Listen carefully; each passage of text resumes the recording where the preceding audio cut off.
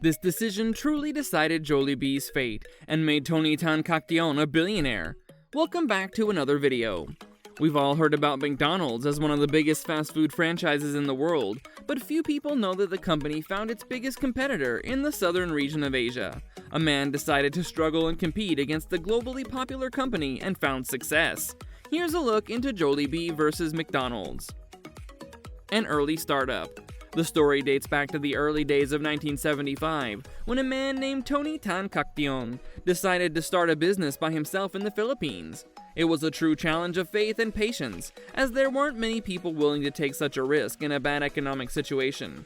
But Caktiong was sure that he could tackle all the obstacles, as his father knew about the food industry very well.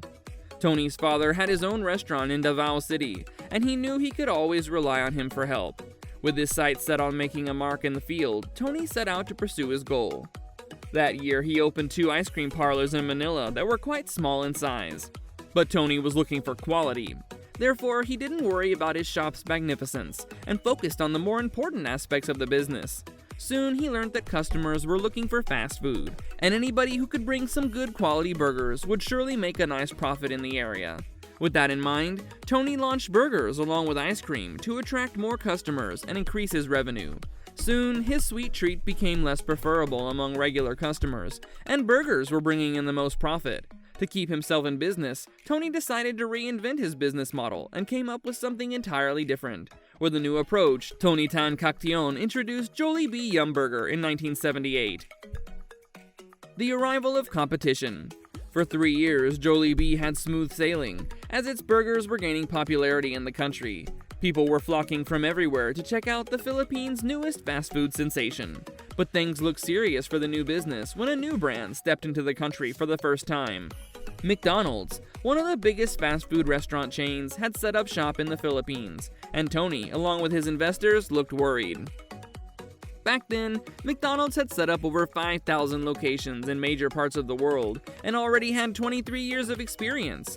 In comparison, Jollibee was still pretty new, and many other Filipino fast food restaurants were worried that they might lose their business to the American brand. So was the case of Jollibee, as its investors advised Tank Caktiong that they should sell their business to McDonald's for a good price. Surprisingly, Caktiong wasn't sure whether McDonald's could do well in that region. Instead of considering all available options, Tony headed out to America to study his competitor in detail. He performed extensive research in the American markets about how McDonald's worked and how it managed to build such a reputation. He analyzed all aspects crucially to find something worth chasing. In the end, he landed upon a major conclusion. Caktiong had a number of arguments in his case against McDonald's. Their taste was quite good, but he was sure that Jollibee was doing much better in that aspect. So he deduced that taste would not be a factor in the long run for Jollibee. Perhaps the most important thing that Tony found out was that Filipino culture had an affinity for sweeter meals, and McDonald's were lacking in that aspect. They were interested in bringing American food to the Filipino masses, which they were desperate to try out. But McDonald's wasn't ready to change their menu that catered to the specific taste and culture people were accustomed to. With his plan set, Tony returned to his restaurant and made changes once again, but this time, he prioritized the menu items to better suit the Filipino culture and taste. He introduced new dishes, like the sweet burger steaks, chicken joy, sweet spaghetti, and plenty of others. He also created a mascot in a human-sized bumblebee wearing a blazer, symbolizing the spirit of the busy but cheerful Filipino people. If you're enjoying this video, like and comment below, subscribe to the channel, and turn on notifications for more such content. Now let's move ahead. A true Asian legacy.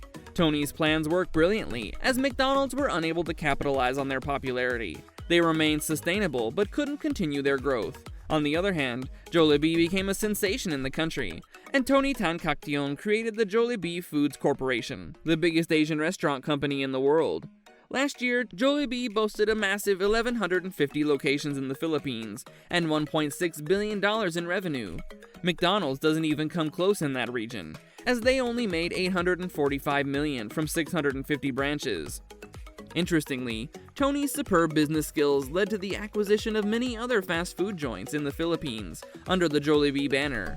Some of these are Burger King, Chowking, Greenwich Pizza, and many more. It's like the tides have turned against McDonald's, as Jollibee is now looking to target the United States for a potential expansion. Taking over. Jollibee has been making a significant impact in the United States, and they've now opened 37 locations in different cities, with dense populations of Filipinos. With the launch of a new store anywhere, the people form lines before sunrise as they feel proud about their region's development in America. Moreover, Jollibee Foods Corporation has also taken over Smashburger, another American fast food brand with more than 220 locations, and they plan on extending further. That's it for today. It all started with a small idea and determination. Tank Caktiong was determined to bring something new to his region, but was tested time and again. His excellent business skills and resolution were the main reason behind Jollibee's success that people still think about and appreciate.